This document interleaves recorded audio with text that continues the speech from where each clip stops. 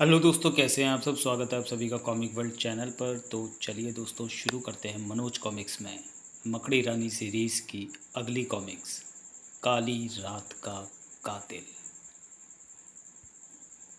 मकड़ी रानी और काली रात का कातिल। अजय विजय जब ब्लैक टावर के कॉन्फ्रेंस हॉल में पहुंचे तो मकड़ी रानी पहले से ही वहां मौजूद थी। आओ दोस्तों, मैं तुम्हारा ही इंतज़ार कर रही थी। रिपोर्ट पेश करो। आपकी शंका गलत साबित हुई दीदी। डॉक्टर तो सच में मर चुका है। उसकी लाश को पुलिस की मौजूदगी में हमारी आंखों के सामने कब्रिस्तान में दफना दिया गया। फिर तो मेरी एक बहुत बड़ी चिंता खत्म हो गई। कैसी चिंता दीदी? तुम लोग नहीं जानते। डॉक्टर क्रो एक खतरनाक वैज्ञानिक था। हत्या के मामले में उसे मौत की सज़ा हुई थी, लेकिन एक दिन अचानक वह जेल से गायब हो गया। उसका जेल से गायब हो जाना मेरे लिए चिंता का कारण बन गया था। मैं उसकी लाइफ हिस्ट्री पढ़ चुकी थी। मैं जानती थी वह जहाँ भी रहेगा उसका अपराधी मस्तिष्क चैन से नहीं बैठेगा। मुझे उसकी तलाश थी। कल अखबार में उसकी मौत की खबर पढ़कर मुझे विश्वास नहीं हो पा रहा था कि मरने वाला डॉक्टर क्रोई है। इसलिए मैंने तुम दोनों को कब्रिस्तान भेजा था। ओह, फिर तो आप निश्चित रूप से निश्चिंत हो जाइए दीदी। अब डॉक्टर क्रो का शैतान मस्तिष्क कोई गड़बड़ नहीं कर पाएगा। लेकिन ये ज़रूर सोचना पड़ेगा कि डॉक्टर क्रो पिछले 3 सालों में क्या करता रहा और अचानक मर कैसे गया। तुम ठीक कहते हो अजय, इस रहस्य का पता लगाना बहुत आवश्यक है। लेकिन ये पता लगाना तभी संभव हो सकता है जब हमें ये पता चले कि डॉक्टर क्रो रहता कहाँ था। अखबार में छपी खबर के अनुसार डॉक्टर क्रो की लाश पुलिस को सड़क पर लावारिस पड़ी मिली थी। इसलिए उसके ठिकाने का पता लगाना एक कठिन काम होगा। ये काम कठिन ज़रूर है पर असंभव नहीं। तो फिर हमारे लिए क्या आदेश है दीदी? फिलहाल डॉक्टर क्रो की चिंता तुम लोग मुझ पर छोड़ दो और अपना ध्यान सिटी बैंक पर केंद्रित करो रखो। सिटी बैंक से आप बेफिक्र रहिए दीदी। टिंगो वहीं निगरानी पर तैनात है। यहाँ से हम भी सीधे वहीं पहुँच जाएंगे और बारी बारी से बैंक की निगरानी करेंगे। गुड। जैसे ही कोई गड़बड़ नज़र आए तुम लोग इंस्पेक्टर तारकुंडे को सूचित कर देना।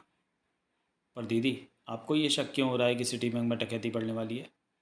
कुछ दिन पहले कुछ गलत किस्म के आदमी बैंक के इर्द गिर्द मंडराते देखे गए थे। उनके इरादे कदापि नेक नहीं थे। आपके नन आप आपने उन्हें फ़ौरन पकड़वा क्यों नहीं दिया? शक के आधार पर उन्हें पकड़वाने से कोई फ़ायदा नहीं होता। मैं उन्हें रंगे हाथ पकड़ना चाहती हूँ। तुम लोगों को काफ़ी चौकस रहना होगा। जी, अब हम चलते हैं। ठीक है। फिर मकड़ी रानी से विदा ले अजय विजय ब्लैक टावर से निकल आए और मोटरसाइकिल पर सवार हो सिटी बैंक की ओर चल दिए। रात के 11 बजे का समय था। कड़ाके की ठंड पड़ रही थी। वीरान सड़कों पर जैसे मौत का सन्नाटा छाया हुआ था। अचानक उस सन्नाटे को भंग करती हुई नीले रंग की वैन उपाध्याय मार्ग पर प्रकट हुई। उस वैन में 4 रहस्यमय व्यक्ति सवार थे। स्पीड बढ़ाओ, हम 5 मिनट लेट चल रहे हैं। बॉस के आदेश के मुताबिक ठीक 11:10 पर हमें सिटी बैंक के सामने मौजूद रहना है। 1 मिनट की देरी भी हमारी जानों पर भारी पड़ेगी। मैं जानता हूँ, पर सड़क पर कोहरा है। स्पीड बढ़ाना मौत को दावत देना है। बकवास बंद करो और स्पीड बढ़ाओ। ये रास्ता तुम्हारा जाना पहचाना है। आंखें बंद करके भी तुम कार ड्राइव तो करो तो मंजिल तक पहुंचा सकते हो। सो तो तुम ठीक कहते हो दोस्त। दूसरे ही पल वैन चालक एक्सीलेटर पर पैर का दबाव बढ़ाता चला गया। वैन हवा से बातें करने लगी। लेकिन कार जैसे ही शहर के पुराने कब्रिस्तान के निकट पहुंची, चालक ने अचानक ब्रेक लगा दिए। मूर्ख, ये क्या हरकत है? कोई सड़क पर पड़ा है, सॉरी खड़ा है। फिर सबकी निगाहें सामने सड़क पर खड़े प्रौढ़ व्यक्ति पर जा टिकी। ओह, ये बुड्ढा इतनी रात गए यहाँ सड़क पर क्या कर रहा है? पूछता हूँ। ए ओल्ड ए ओल्ड मैन, सामने से हटो। Please help me. अबे बुड्ढे, हट जा सामने से, वरना गाड़ी ऊपर चढ़ा दूंगा। फिर तो तुम में से कोई भी जिंदा नहीं रहेगा। क्या बकता है बे? गरजता हुआ वैन चालक नीचे उतर आया, बोला। तू ऐसे नहीं मानेगा। तुम मेरी मदद करो, मैं तुम्हारी हर बात मानूंगा। क्या चाहता है तू? मुझे कब्र से बाहर निकालो, मेरा दम घुट रहा है। लगता है ये कोई सरफिरा है, हमारा समय बर्बाद कर रहा है। हटा इसे रास्ते से। अबे बुड्ढे, हटता है रास्ते से या पहुंचाओ तुझे कब्र में। हा हा हा हा हा हा हा। अजीब बुड्ढा है। दूसरे ही पल चालक ने ट्रिगर दबा दिया, लेकिन रिवॉल्वर से गोली निकलने की बजाय धुआं निकलते देख उसके आश्चर्य की सीमा न रही। अरे ये धुआं कैसा? अभी वह अपने आश्चर्य पर काबू भी नहीं कर पाया था कि अचानक रिवॉल्वर दहक उठा। उसने चीखते हुए रिवॉल्वर फेंक दिया। आई! हा हा हा हा हा हा। भूत! उधर अपने साथी की हालत देख चालक के बगल में बैठा स्यापुरुष लपक कर चालक सीट पर पहुंच गया। लेकिन जैसे ही उसने वैन स्टार्ट की, वैन में आग लग गई। आ! हा हा हा। तभी प्रौढ़ व्यक्ति की सर्द आवाज़ चालक के कानों से टकराई। कोई नहीं बचेगा, सबके सब मारे जाएंगे। हा हा हा हा। चालक बौखलाकर प्रौढ़ व्यक्ति की तरफ मुड़ा और गिड़गिड़ाते हुए बोला, प्रेत महाराज, मेरी जान बख्श दो, तुम जो कहोगे मैं करूँगा। तो आओ, मेरे पीछे आओ। इतना कह वह रहस्यमय प्रौढ़ आदमी मुड़ा और कब्रिस्तान के द्वार की तरफ चल पड़ा। चालक मंत्र मुग्ध सा उसके पीछे खिंचा चला जा रहा था। थोड़ी ही देर बाद प्रौढ़ आदमी एक ताज़ी कब्र के समीप रुक गया और बोला, इस कब्र को खोदकर मुझे कैद से मुक्त कर दो। जो आज्ञा प्रेत महाराज। चालक तुरंत कहीं से कुदाल लेकर जब वापस कब्र के पास पहुंचा तो वह प्रौढ़ व्यक्ति उसे वहाँ नजर नहीं आया। डरते डरते वह कब्र खोदने के काम में जुट गया। ठाक ठाक। उधर सिटी बैंक को पुलिस के सशस्त्र जवान अपने घेरे में ले चुके थे। इंस्पेक्टर तारकुंडे माइक पर बैंक में घुसे डकैतों को चेतावनी दे रहा था। लुटेरो, मैं तुम्हें 5 मिनट का समय देता हूँ। अगर तुम लोगों ने 5 मिनट के अंदर आत्मसमर्पण नहीं किया तो परिणाम के जिम्मेदार तुम स्वयं होगे। तुम लोग घिर चुके हो, तुम्हारे भाग निकलने के सारे रास्ते बंद हो चुके हैं। तारकुंडे की चेतावनी सुन सिटी बैंक के अंदर मौजूद लुटेरों में से एक बोला, हमारे साथी अभी तक यहाँ नहीं पहुँचे। मेरे ख्याल में या तो वे पकड़ लिए गए हैं या फिर खतरा देख भाग निकले। तो फिर अब हमें क्या करना चाहिए? मुकाबला किया तो मारे जाएंगे। मेरे ख्याल में हमारा आत्मसमर्पण कर देना ही उचित होगा। हाँ, इसके अलावा अब कोई दूसरा रास्ता नहीं है। ठीक है, अपने हथियार फेंक दो और हाथ उठाकर मेरे पीछे चलो। कुछ देर बाद इंस्पेक्टर तारकुंडे ने चारों लुटेरों को हाथ उठाए दरवाजे से बाहर आते देखा तो गरज उठा, गिरफ्तार कर लो इन चारों को। जल्दी ही लुटेरों को पुलिस के जवानों ने हिरासत में ले लिया और उनके नोटों से भरे बैग भी अपने कब्जे में ले लिए। तत्पश्चात इंस्पेक्टर तारकुंडे कानूनी कार्रवाई निपटाने में व्यस्त हो गया। उधर आधे घंटे की कड़ी मेहनत के बाद वैन चालक कब्र खोदकर ताबूत का ढक्कन खोलने में सफल हो गया। ढक्कन खुलते ही अंदर लेटा प्रौढ़ आदमी उठकर खड़ा हो गया। वैन चालक की गिग्गी बन गई। आप तो बाहर थे प्रेत महाराज, फिर कब्र में कैसे पहुंच गए? मैं प्रेत नहीं हूँ मूर्ख, तेरी तरह जीता जागता इंसान। अगर चंद घंटे और कब्र में दफन रहता तो निश्चित रूप से मेरी जीवन लीला समाप्त हो चुकी होती। लेकिन कुछ देर पहले तो आप बाहर थे। वो मेरी परछाई थी। परछाई? मैं डॉक्टर क्रो हूँ। तुम मेरी शक्ति से परिचित नहीं हो। मैं चाहूँ तो इस शहर में तबाही मचा दूँ, मेरा कोई कुछ नहीं बिगाड़ सकता। तब वैन चालक रो देने वाले अंदाज में बोला, आप अगर इतने ताकतवर हैं तो मुझे बचा लीजिए। बॉस मुझे जिंदा नहीं छोड़ेगा। पता नहीं सिटी बैंक में हमारा इंतज़ार कर रहा है हमारे साथियों के साथ क्या गुजरी होगी। तुम्हारे उन साथियों को पुलिस पकड़ चुकी है और अब उन्हें थाने ले जा रही है। वैन चालक चौंकता हुआ बोला, आए, ये आपको कैसे पता चला?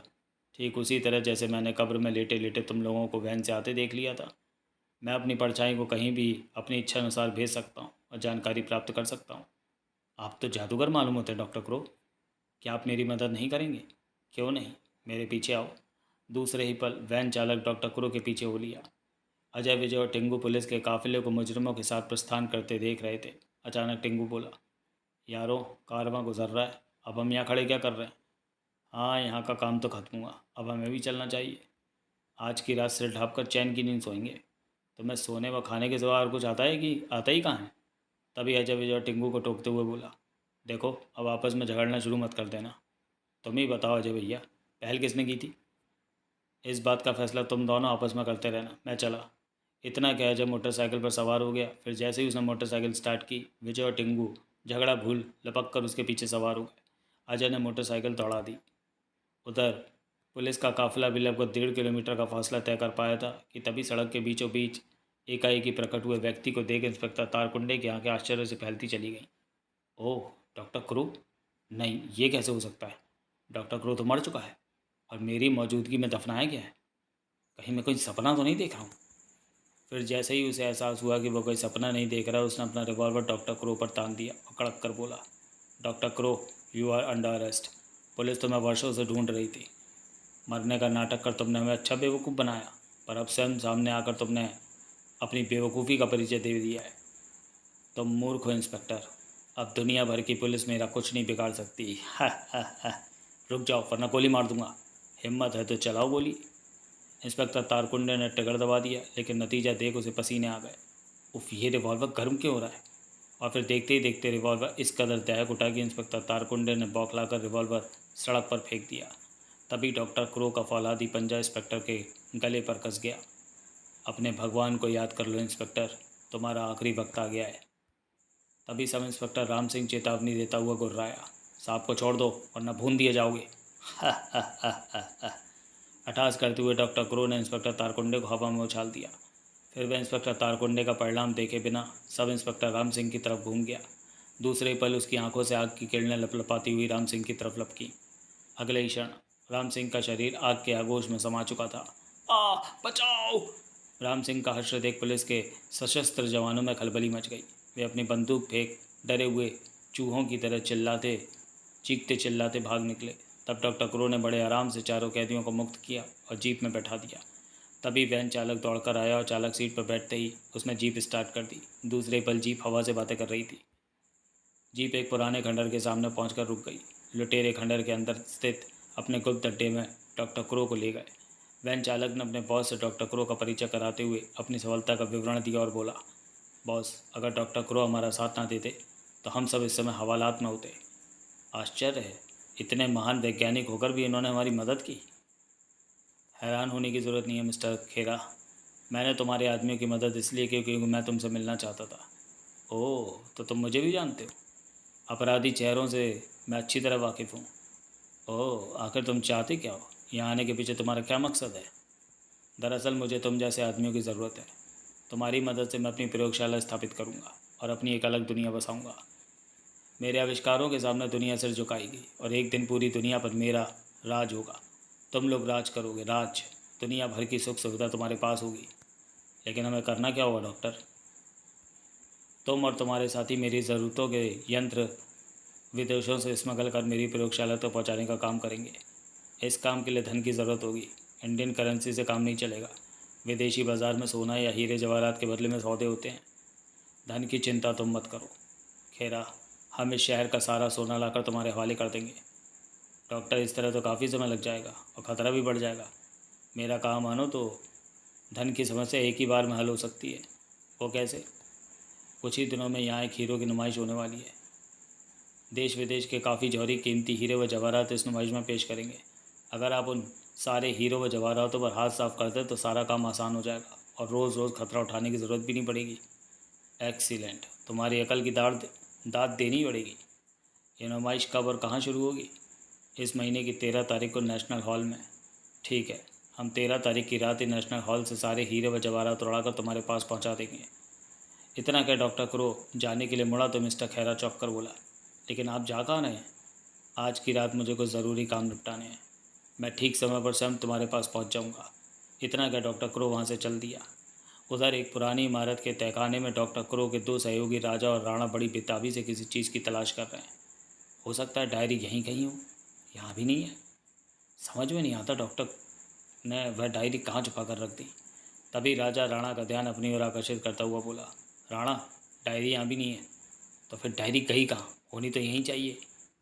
राजा, डायरी का मिलना बहुत ज़रूरी है वरना हमारे सारे किए कराए पर पानी फिर जाएगा। लेकिन हमने यहाँ का चप्पा चप्पा छान मारा है, अब क्या करें? एक बार फिर कोशिश करते हैं। तभी डॉक्टर क्रो की सर्द आवाज़ ने राजा और राणा को चौंकाया। कोई फ़ायदा नहीं होगा धोखेबाजों। डॉक्टर, आप? तुम लोग क्या समझे थे कि मुझे चौराहे पर फेंक कर तुम लोग मुझसे मुक्ति पालोगे? लेकिन आपको तो पुलिस ने दफना दिया था। मैं कब्र से निकल आया हूँ कमीनों। अब मैं तुम लोगों को अपने हाथों से दफनाऊंगा। नहीं, रहम डॉक्टर, हमसे भूल हो गई, हमें माफ़ कर दो डॉक्टर। भूल तो मुझसे हुई थी जो मैंने तुम जैसे नमक हरामों पर विश्वास किया। तुम लोग मेरा फार्मूला हासिल करके उसका फ़ायदा उठाना चाहते थे। मेरे शरीर को 24 घंटे सुरक्षित रखना भी तुम्हें गंवारा नहीं हुआ। अब देखो मैं तुम्हारी क्या गत बनाता हूँ। डॉक्टर, हमें एक मौका दे दो, हम दोबारा ऐसी गलती नहीं करेंगे। मौका और तुम जैसे बेईमानों को? नहीं, कभी नहीं, नहीं, नहीं। हा हा हा हा हा हा। दूसरे पल राजा और राणा की गर्दनें डॉक्टर क्रो के हाथों के शिकंजे में फंस चुकी थी। उधर इंस्पेक्टर तारकुंडे पट्टियों में लिपटा अस्पताल के एक बेड पर पड़ा करा रहा था। डॉक्टर पूनम उसके मुंह से सारा वृतांत सुनने के बाद बोली, क्या आपको पूरा विश्वास है कि आपका मुकाबला डॉक्टर क्रो से ही हुआ था? क्या मेरी दुर्दशा देखकर भी तुम्हें विश्वास नहीं हो रहा डॉक्टर? मैं जानता हूँ तुम्हें मकड़ी रानी ने मेरा मजाक उड़ाने के लिए यहाँ भेजा है। आप गलत समझ रहे हैं अंकल। मकड़ी रानी तो आपकी मदद करना चाहती है। उसकी मदद के कारण ही तो आज पुलिस महकमे में आपकी इतनी धाक है। धीमे बोलो, क्यों मेरी इज्जत का कुंडा करने पर तुली हो? मेरी हालत पहले से ही काफ़ी खस्ता हो चुकी है। घबराइए नहीं अंकल, मकड़ी रानी डॉक्टर क्रो को इस हरकत के लिए कभी माफ़ नहीं करेगी। डॉक्टर को बहुत जल्द कानून की गिरफ्त क्रो बहुत जल्द कानून की गिरफ्त में होगा। क्या सच? पर उसे गिरफ्तार कौन करेगा? आप? मैं? डॉक्टर पूनम इंस्पेक्टर तारकुंडे की बेबसी पर मुस्कुराती हुई कमरे से निकल गई। कमरे से बाहर आते ही पूनम ठिठक कर रुकी। उसकी आंखें गहरी सोच की मुद्रा में सिकुड़ती चली गईं। अजय विजय की रिपोर्ट के मुताबिक डॉक्टर क्रो को दफना दिया गया था। फिर वह जिंदा होकर कब्र से बाहर कैसे आ गया? कब्रिस्तान चलकर मुझे पहले ये पता लगाना चाहिए कि दफनाई गई लाश डॉक्टर क्रो की है या किसी और की। इस निश्चय पर पहुंचते ही डॉक्टर पूनम वहां से चल पड़ी। वह अस्पताल से निकल सीधे कब्रिस्तान जा पहुंची, लेकिन डॉक्टर क्रो की कब्र को खुदी एवं ताबूत को खाली देख चौंक पड़ी। ओह, यहाँ तो कोई नहीं है। आखिर इस कब्र को खोद कर लाश कौन ले गया? तभी पूनम की नज़र ताबूत के कोने में पड़ी एक डायरी पर पड़ी। उसने डायरी उठा ली और खोलकर उसका अध्ययन करने लगी। डायरी को पढ़ते हुए अचानक ही पूनम की आंखें चमक उठी। ओह, तो ये बात है। इस डायरी में दर्ज सरीम के फार्मूले ने ही डॉक्टर क्रो के इंसान से शैतान बना दिया। मुझे इस सीरम का तोड़ तैयार कर। सीरम है वो, सरीम नहीं है। तभी डॉक्टर क्रो पर काबू पाया जा सकता है। यह विचार दिमाग में आती डॉक्टर पूनम वहाँ से चल पड़ी। ब्लैक टावर पहुँचते ही पूनम ने ट्रांसमीटर पर अजय से संबंध स्थापित कर आदेश दिया। अजय, तुम विजय और टिंगू के साथ डॉक्टर क्रो की तलाश शुरू कर दो। मुझे संदेह है कि वो बहुत जल्द कोई खतरनाक हरकत करने वाला है। उसका पता चलते ही मुझे खबर करो। Over and all. आदेश देने के बाद पूनम ने संवेद विच्छेद कर दिया और अपनी प्रयोगशाला की ओर चल पड़ी। 13 तारीख की रात 10 बजे नुमाइश का समय समाप्त होते ही नेशनल हॉल में जनता को बाहर जाने का आदेश दे दिया गया। हॉल के खाली होते ही नेशनल हॉल का द्वार बंद कर दिया गया। मौत सुरक्षा प्रबंध को लागू कर दिया गया। रात करीब 11 बजे द्वार पर तैनात सुरक्षाकर्मी ने एक व्यक्ति को अपने ओर आते देख उसे ललकारा। हॉल्ट, जाओ, वहीं रुक जाओ। परंतु आगंतुक पर सुरक्षा सैनिकों की धमकी का कोई असर नहीं हुआ। उसे रुकते न देख सैनिकों ने फायर किया, परंतु स्टेन गनें गोलियां बरसाने की बजाय धुआं उगलने लगी। सैनिक चौंक उठे, लेकिन इससे पहले कि वह खतरा भाप अपने साथियों को सिग्नल देते, डॉक्टर क्रो के हाथ उनकी गर्दनों तक पहुंच चुके थे। फिर जैसे ही डॉक्टर ने उन्हें अपनी गिरफ्त से मुक्त किया, वे बेजान से फर्श पर ढेर हो गए। पहली रुकावट को पार कर डॉक्टर ने फौलादी हाथ का प्रहार द्वार पर किया। द्वार ऐसे खुल गया जैसे बंद किए ही न गया हो। गेट के खुलते ही खतरे की घंटी बज उठी, परंतु डॉक्टर क्रो ने खतरे की कोई परवाह नहीं की। वह हॉल में दाखिल हो गया और शो केसों में सजे हीरे जवाहरातों को समेटकर अपने बैग में भरने लगा। तभी सुरक्षागार्ड धड़धड़ाते हुए हॉल में पहुंच गए और डॉक्टर क्रो पर गोलियां दागनी शुरू कर दी, परंतु उनकी गनों का भी वही हश्र हुआ जो पहले सैनिकों का हुआ था। सैनिक बंदूक फेंक डॉक्टर क्रो की तरफ जैसे ही लपके, उसकी आंखों से आग की लपटें निकलने लगी। देखते ही देखते सैनिकों के जिस्मों से आग की लपटें उठने लगी। वातावरण चीख पुकार की आवाज़ों से गूंजने लगा। हॉल में कोहराम मच गया। हा हा हा, आग आग, बचाओ! इस रोमांचक घटना का पता चलते ही सुरक्षा अधिकारियों ने अपने उच्चाधिकारियों को सूचना दे दी। रात करीब 11:15 बजे जब घटना की जानकारी पुलिस आईजी जसवंत मेहरा को फ़ोन द्वारा प्राप्त हुई तो वे बौखला उठे। वे बोले, जितनी भी पुलिस फोर्स मौजूद है सबको नेशनल हॉल की तरफ रवाना कर दो। कुछ भी हो, अपराधी भागने ना पाए। Yes sir. मिस्टर मेहरा ने संबंध विच्छेद कर दिया और बेचैनी के आलम में चहलकदमी करने लगे। वे इस बात से पूर्णतः अनभिज्ञ थे कि उनकी बेटी पूनम फ़ोन पर हुई उनकी बातचीत सुन चुकी है। तो डॉक्टर क्रो नेशनल हॉल में है, मुझे फ़ौरन वहाँ पहुँचना चाहिए। थोड़ी देर बाद पूनम मकड़ी रानी के रूप में कोठी की छत पर खड़ी थी। अब डॉक्टर क्रो मेरे हाथों से नहीं बच सकता। दूसरे ही पल मकड़ी रानी आकाश में उड़ चढ़ी। उधर डॉक्टर क्रो नेशनल हॉल से सारा माल समेटकर बड़े आराम से बाहर निकला और पैदल ही एक ओर चल दिया। लेकिन अभी वह कुछ ही दूर गया था कि मकड़ी रानी की कठोर आवाज़ ने उसके बढ़ते हुए कदमों को रोकने के लिए विवश कर दिया। रुक जाओ डॉक्टर क्रो। ओह मकड़ी रानी, तुम्हारा ये छोटा सा रिवॉल्वर मेरा कुछ नहीं बिगाड़ सकता। तुम शायद पुलिस वालों की दुर्दशा से परिचित नहीं हो। तुम भी इस रिवॉल्वर के असले से परिचित नहीं हो डॉक्टर क्रो, वरना ऐसी बचकाना बात कभी ना करते। क्या खासियत है इस रिवॉल्वर में, अभी जान जाओगे मूर्ख। कहने के साथ ही मकड़ी रानी ने रिवॉल्वर का टिकर दबा दिया। टिकर दबते ही एक सुई के आकार की सिरिंज रिवॉल्वर की नाल से निकली और डॉक्टर क्रो की पेशानी में जा लगी। दूसरी पल डॉक्टर क्रो लड़खड़ाकर ज़मीन पर गिर पड़ा। इस रिवॉल्वर का कमाल देखा inspector crow, sorry doctor crow. अब तुम एक साधारण इंसान हो डॉक्टर। तुम्हारे सीरम का असर खत्म हो चुका है। नहीं, ऐसा नहीं हो सकता। अगले ही पल डॉक्टर क्रो ने मकड़ी रानी पर अपनी ताकत आजमाने की कोशिश की, लेकिन असफल रहा। तब मकड़ी रानी इसके जबड़े पर भूसा जमाती हुई गुर्राई, तेरा खेल खत्म हो चुका है डॉक्टर। टिशुम। आ ठीक तभी एक लोहे का जाल मकड़ी रानी पर आकर गिरा और वह उसमें फंस कर रह गई। दूसरे ही पल लुटेरा खैरा अपने साथियों के साथ प्रकट होते हुए बोला, अब मेरी बारी है। शाबाश खेरा, तुम सही वक्त पर आए हो। मैं पहले ही तैयार होकर आया था डॉक्टर। ये जाल मैंने तुम्हारे लिए बनवाया था, पर मकड़ी रानी को फांसने के काम आया। साथियों, डॉक्टर के कब्जे से माल अपने कब्जे में लो। Yes boss. तुरंत दो से आपोश आगे बढ़े और उन्होंने हीरे जवाहरातों के बैग को डॉक्टर क्रो के कब्जे से हथिया लिया। खैरा की इस हरकत से डॉक्टर को क्रो चिढ़कर बोला, तुम्हारा दिमाग तो ख़राब नहीं हो गया खैरा? मत भूलो कि मैं तुम्हारे साथ हूँ। तुम्हें मेरी ज़रूरत पड़ेगी ना। मुझे अब तुम्हारी ज़रूरत है ना मकड़ी रानी की। तुम दोनों मरने के लिए तैयार हो जाओ। नीच कमीने। हा हा हा हा हा। लेकिन इससे पहले कि लुटेरा खैरा डॉक्टर क्रो पर गोली चलाता, एक गेंद विपरीत दिशा से हवा में तैरती हुई आई और खैरा के ठीक सामने आकर गिरी। खैरा चौंका, पर इससे पहले कि खैरा को समझ पाता, एक ज़ोरदार धमाका हुआ और गहरा धुआं वातावरण में फैल गया। ओ थोड़ी ही देर बाद जब धुआं साफ हुआ तो डॉक्टर क्रो तथा खैरा अपने साथियों सहित ज़मीन पर बेहोश पड़े थे। तभी अजय, विजय और टिंगू अंधकार के आगोश से निकलकर मकड़ी रानी के निकट पहुंच गए।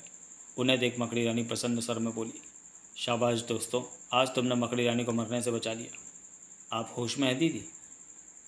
हाँ, गेंद को देखते ही मैं समझ गई थी कि क्या होने वाला है, अतः मैंने अपनी सांस रोक ली थी।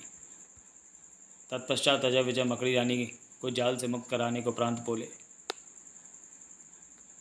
हमने आपसे संबंध स्थापित करने की कोशिश की लेकिन असफल रहे। हमने खैरा और उसके साथियों की योजना सुन ली थी, इसलिए खामोशी से मौके का इंतज़ार करने लगे। तुम लोगों ने बहुत अक्लमंदी का काम किया। समझदार व्यक्ति को सही समय पर चोट करनी चाहिए, तभी उसे सुखद फल मिलता है, जैसे हमें मिला। परंतु यह फल तो पुलिस ही चखेगी। पुलिस यहाँ पहुँचने ही वाली है दीदी। फिर हमारा यहाँ क्या काम? और फिर हमेशा की तरह मकड़ी रानी पुलिस के पहुँचने से पहले ही अपने साथियों के साथ वहाँ से रफू चक्कर हो गई। समाप्त। तो चलिए दोस्तों, वीडियो को यहीं समाप्त करते हैं और मिलते हैं मकड़ी रानी सीरीज़ की अगली कॉमिक, मकड़ी रानी और बौने जादूगर का आतंक। तब तक के लिए धन्यवाद।